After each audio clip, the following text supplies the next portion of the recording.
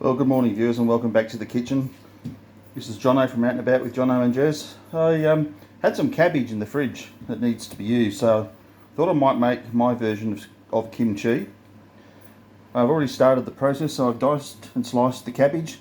I put a tablespoon of sea salt in there, and that's about all I can do for an hour there. What you can see bubbling away on the stove in the background there is just a little bit more of the cabbage to add to tonight's bubble and squeak with the lamb left over. So what I've got, the key ingredients, obviously some cabbage. You can add some carrots and some radishes if you want to, but I just prefer cabbage.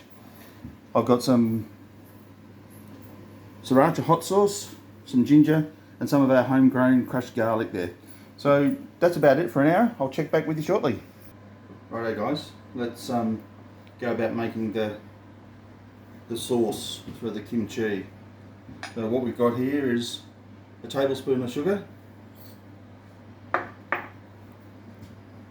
tablespoon of rice wine vinegar,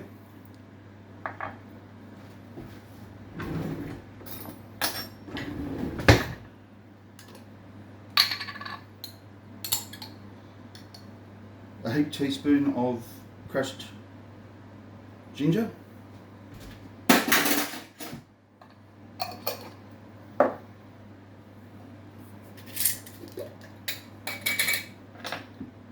a teaspoon of our crushed garlic that we grew here at Fig Tree Farm,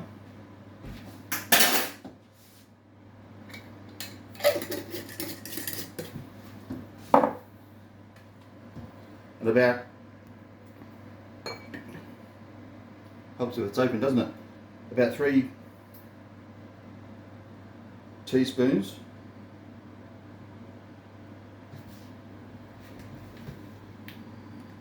of sriracha sauce. Then what we need to do, viewers, there it is there. Just gets in nice and close and gives you a bit of a look. I'll just get a fork. Give that a bit of a mix around. It's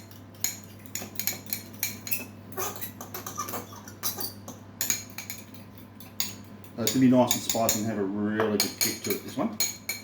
Right viewers, that's it for the time being. So I will check back in with you in about 3/4 of an hour when the cabbage is finished salting. The next stage after that will be washing and then drying the cabbage, and then we'll prepare it and pop it all into the fermenter. I'll check back with you shortly. Cheers. Okay guys, there's the cabbage after it's been salted, rinsed, washed and dried. The next thing to do now is obviously put the sauce in, mix it through. Because I tell you what, the smell of this is absolutely delightful. Get all that out of there like that. Beautiful. Give it a good mix through. You don't need much more than that. That's all pretty good. It'll do its business. Give it a thorough mix, guys. Make sure everything's well covered. It's a shame there's no smell of it because it is absolutely beautiful. What about that chilli, John? Hang on. Just want to jump ahead. Alright guys, so we know what we do. You just spoon it into the jar. Try not to make a mess, which is really hard for me.